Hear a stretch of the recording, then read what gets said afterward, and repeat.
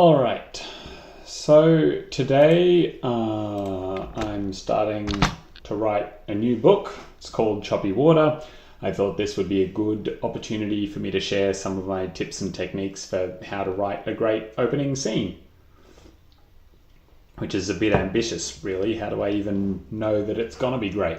Typically, the opening scene takes a lot of different times to get right, and often my first attempt gets deleted along with my second, third attempt. But anyway, so I've written a pretty detailed outline. I'm not going to look at it. I wrote it months ago. The main purpose of it was to kind of get the story straight in my head. Who was that famous general who said that plans are useless, but planning is valuable? Something like that. Anyway, chapter 1. My chapter title is usually a description of what's going to happen in the scene so as I can keep it straight in my head. So the main character's name escapes me. For now, I'm going to call him Caleb or Caesar. Definitely something with a C. Feels like a Caesar today. So Caesar gets his false identity. So that's just a note for himself. Oh yeah. And decides to stay on the boat. Ship.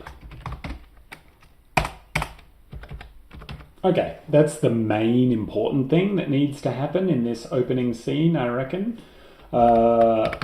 Actually, meets bad guy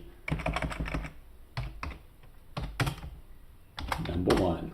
Okay, so Caesar meets bad guy number 1, gets false passport, and decides to stay on ship. Okay, so that means if I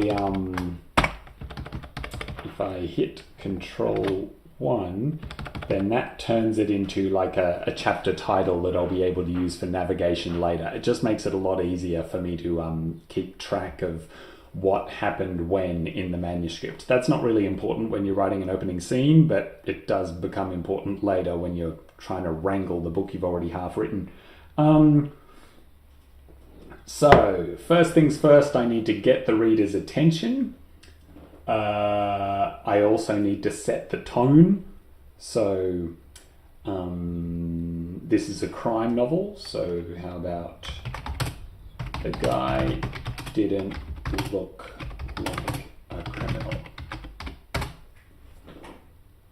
Okay, pretty good. So we know it's crime fiction.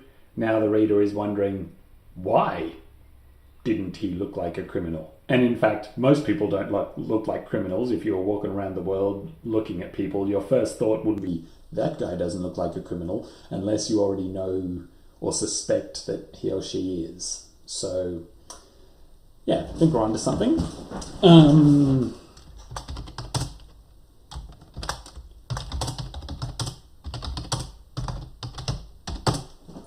The guy didn't look like a criminal. The good ones didn't.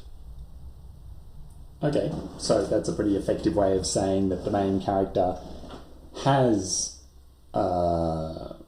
experience with crime and criminals. So that makes the reader curious about why. Actually, I think I'm going to write this in first person present tense.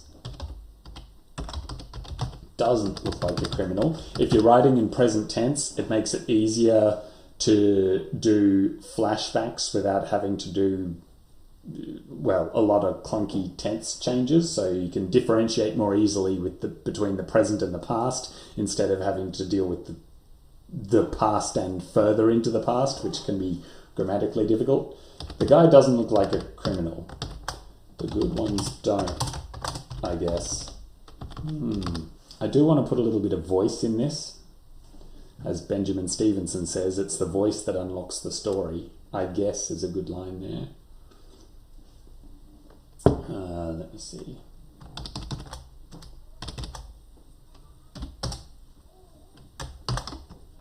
So if he doesn't look like a criminal, what does he look like?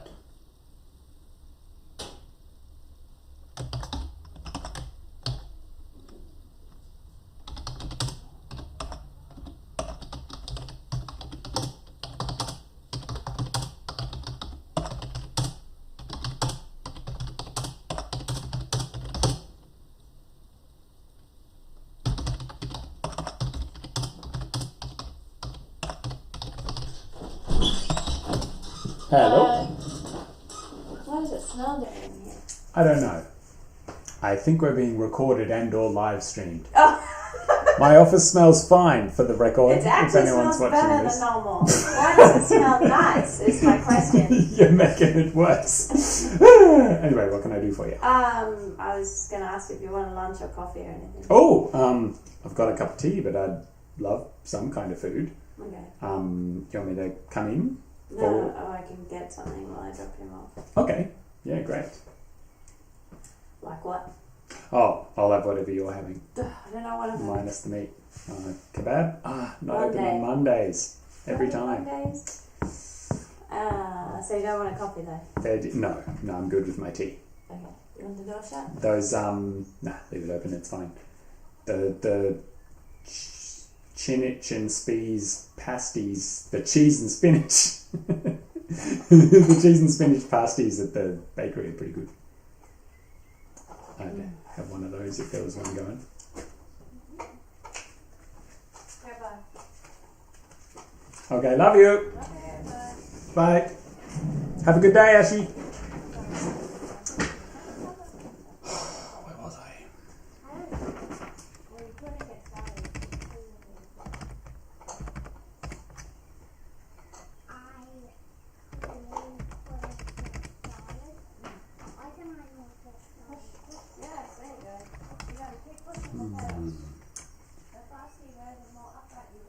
So I guess what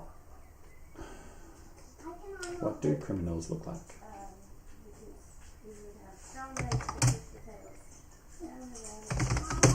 No ink.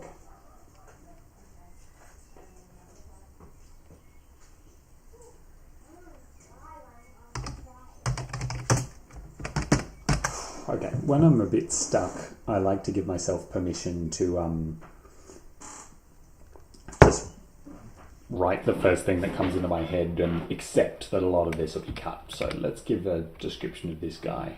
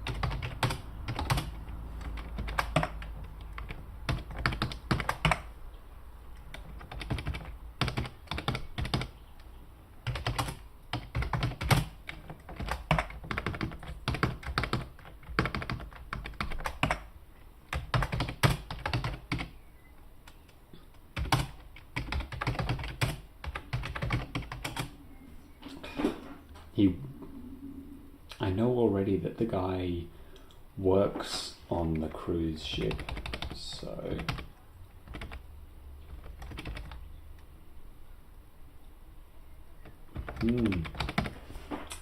yep, I'm already stuck.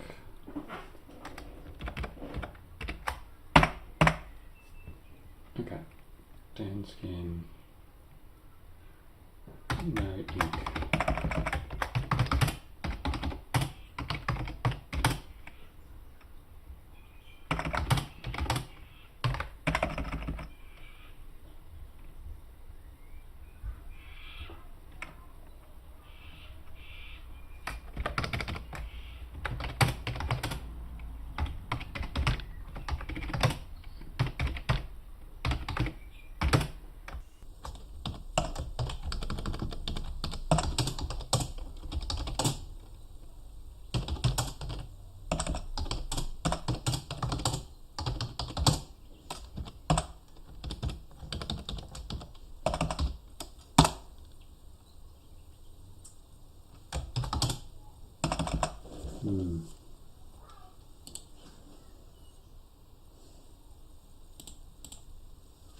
Yeah, so I'm not at all happy with this description or this first paragraph, but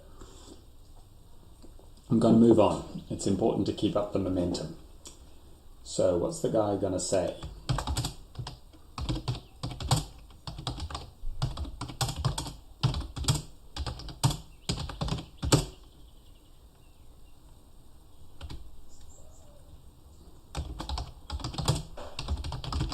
Ooh, lovely weather, not a good line.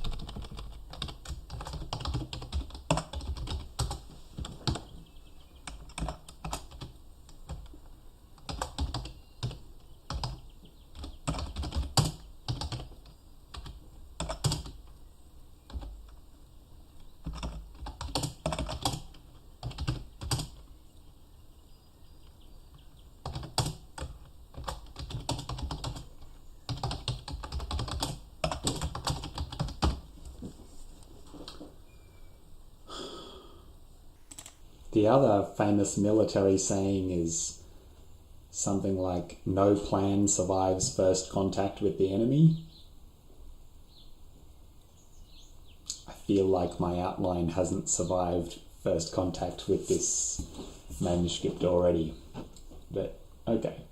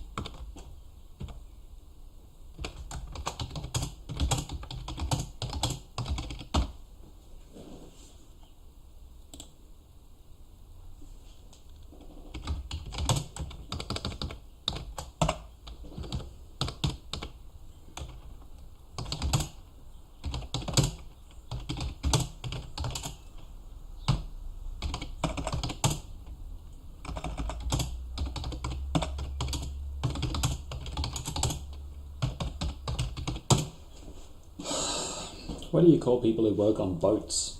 I don't want to do any research right now because it's easy to get sidetracked when you're researching. Dock worker is wrong. Longshoreman is deckhand. That's what I want.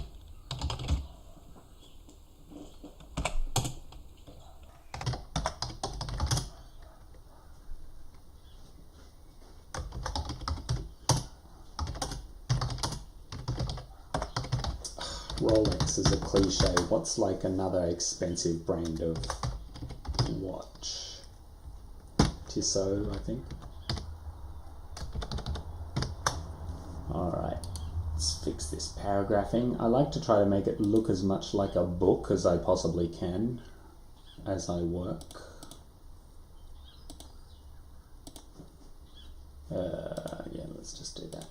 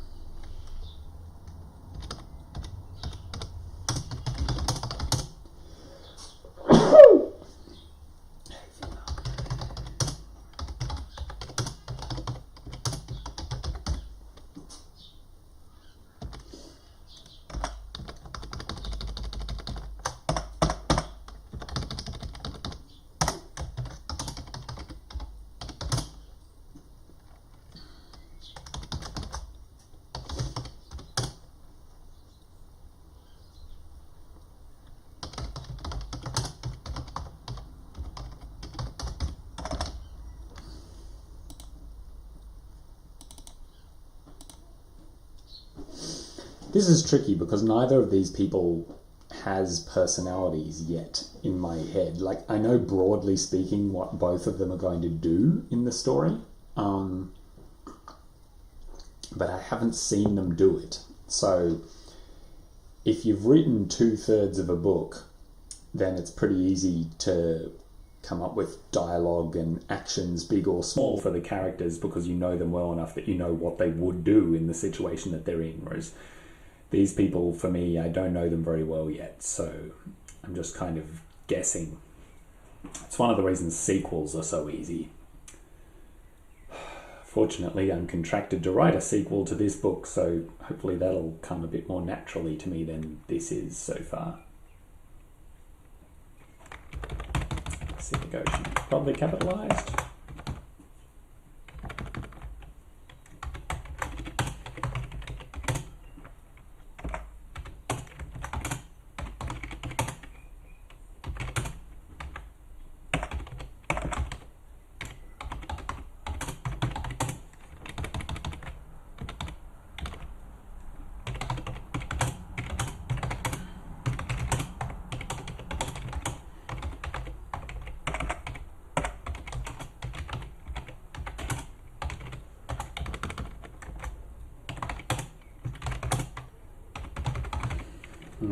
You want to avoid repetition when possible.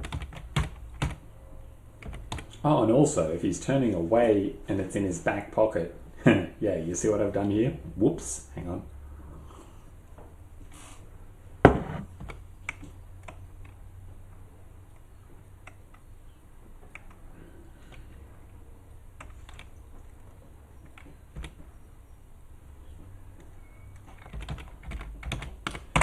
Okay, when in doubt about how to say something, just say it and deal with it later.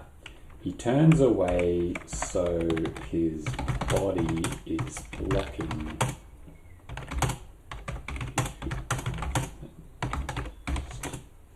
Maybe just he turns.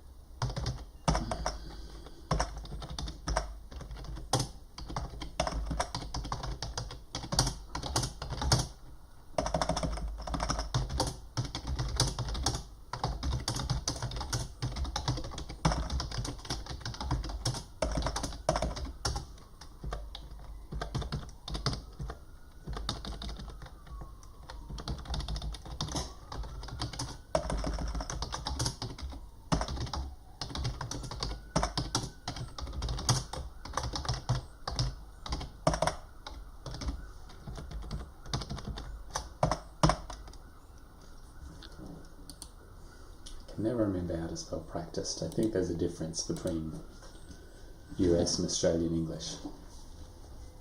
Okay. Now, I know I'm missing a few things at the moment.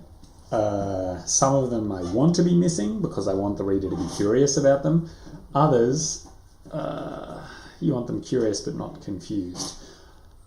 I think I probably need more description of where they are so the reader can kind of picture what's going on, and not just visual description either, like sensations and stuff. But sometimes it's best to just try to get the scene moving and then go back and add the stuff. I don't want the engine to stall, if you'll indulge me a clumsy metaphor.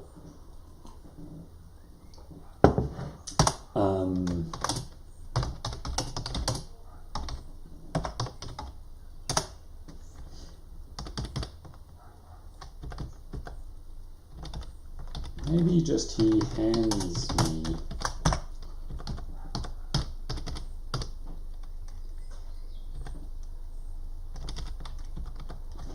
probably don't need that.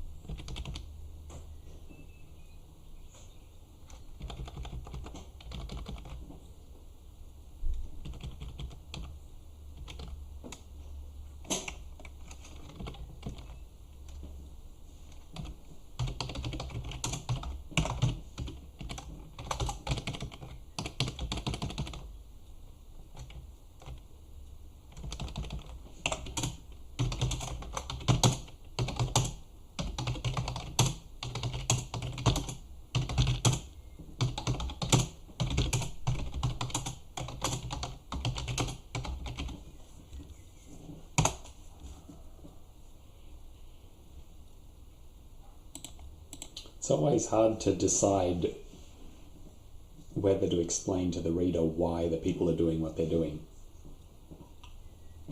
Because often in the first draft, you kind of want to explain everything, and then in subsequent drafts you can delete all the things which turned out to be redundant. So I'll put this in.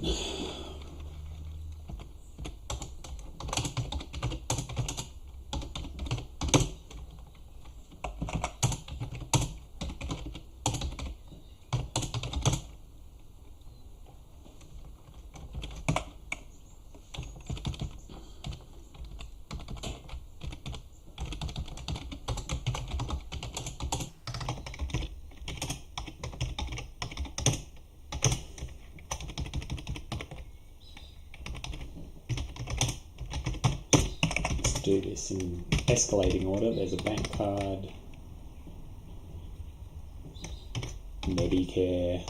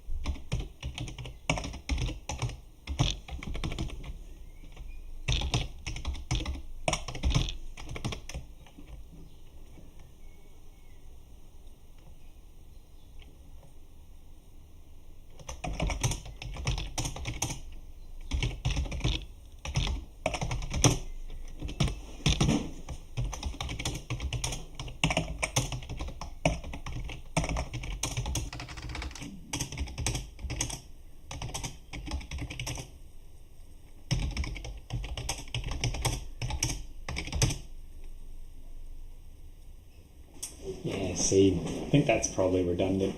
Should I delete it? Probably. Alright. Yeah, keep it moving, keep it moving.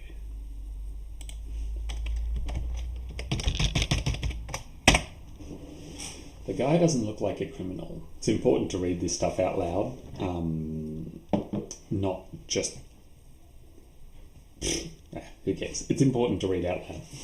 The guy doesn't look like a criminal. He's mid-20s, lean, tan skin, no ink, at least not on his chest or back. His white polo shirt is thin enough that I'd be able to tell.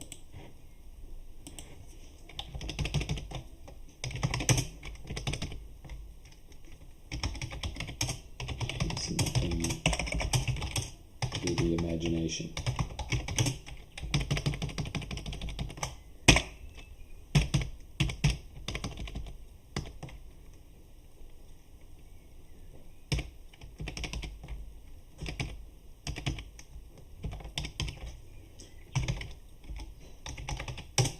The only giveaway is the shiny Piso on his wrist. He turns. He glances my way and says, "Afternoon. You see the jellyfish bloom?" So I'll leave that because that's quite economical. I could delete it, but it tells us the time of day and it's a greeting. Typically, I'll delete anything that doesn't serve at least two purposes. Glances my way and says, "Afternoon. You see the jellyfish bloom?" Points toward the horizon, where the Pacific Ocean turns black. "Portuguese man of war, if I'm not mistaken," I say. I pretend to look. Guy nods. I feel like he needs a name. I picked Caesar for the main character. Let's work our way through the alphabet. Something starting with D. Diego. Dennis. Probably a last name, actually. Delaney?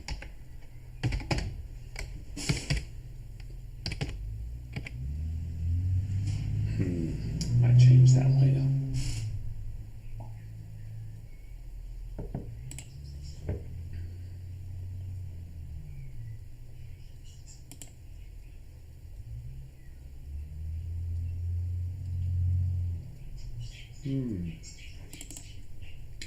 You know what? I might change it to morning. You kind of get a nice feeling. Don't know if you'd call this pathetic fallacy or what, but if the first scene is in the morning and then the last scene is at like sunset, even if several days have passed, those two different times of day can give the reader a sense of completeness and closure.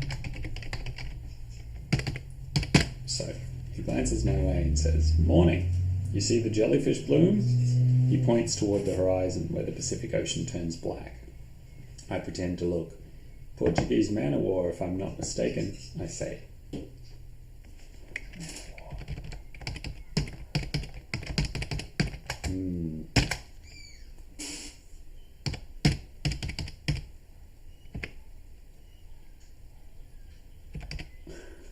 I like that because the main character kind of is going to be a man of war. He's going to fight a battle at least. Could he be an ex-soldier? He was going to be an ex-cop, but I really like that bit. Okay, move on. The guy nods, suddenly businesslike. All right. He hands me an envelope from his back pocket.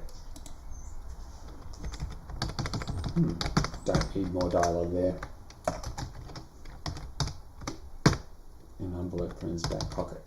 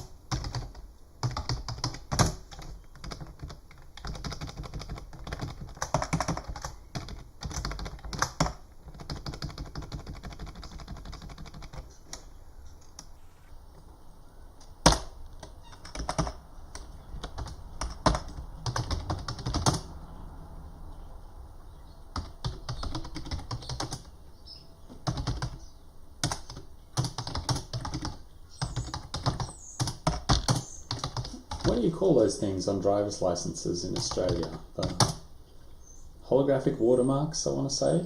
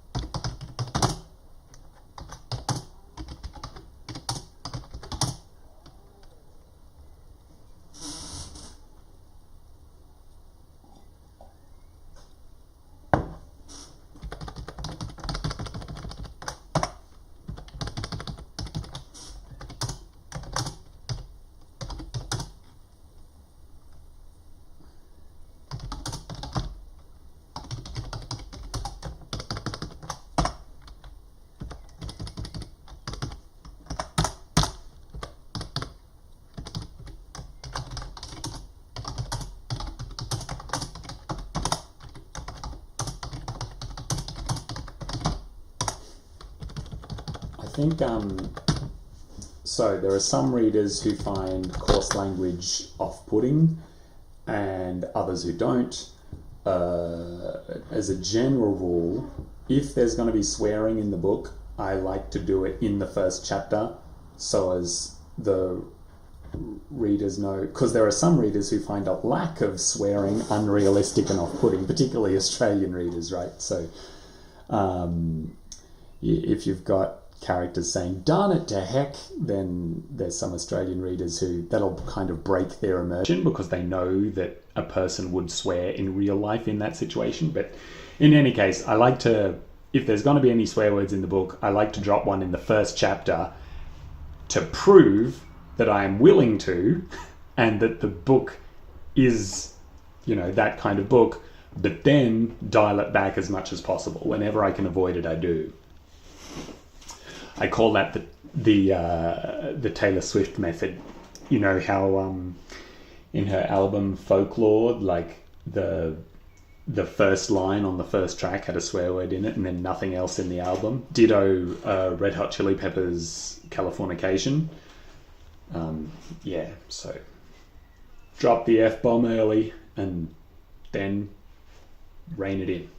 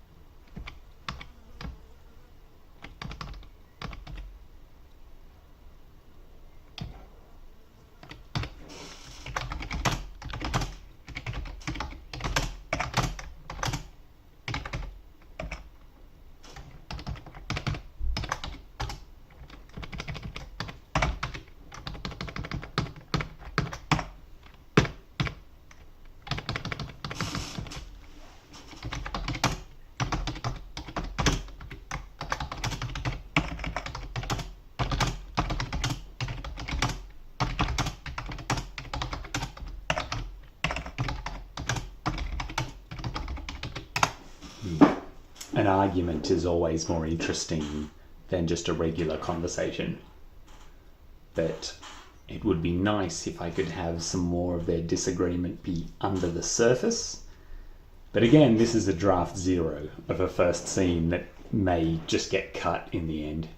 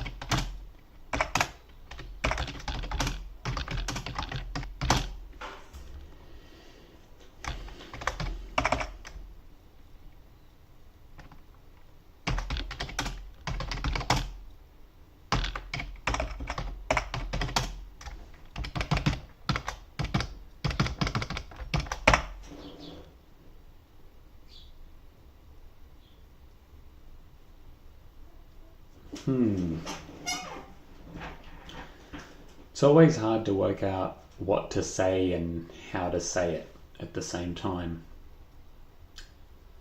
I'm kind of rethinking my whole plot as I'm trying to write this scene, and I'm not smart enough to do both those things at the same time. Hang on. Let's stop calling him bad guy number 1 and start calling him Delaney now that he has a name.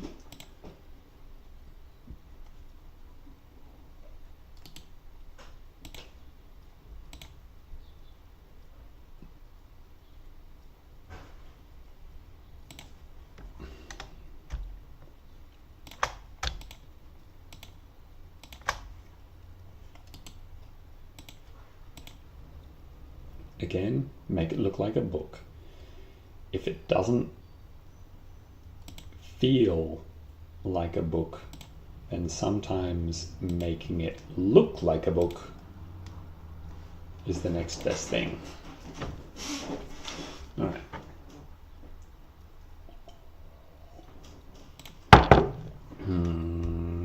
Get me a bit more space.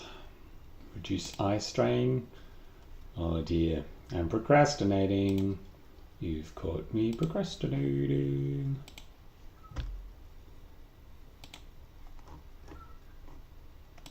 All right. Oh, that's too much now. Stop messing around, Jack. Paragraph.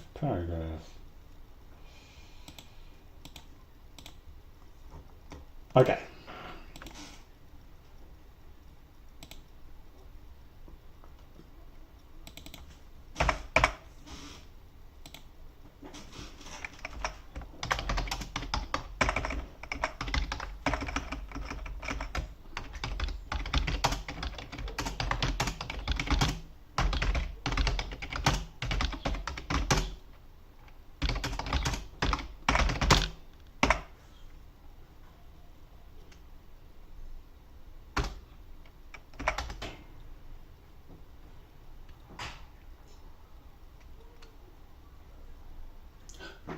Sounds like lunch is here. That's an excuse to stop working.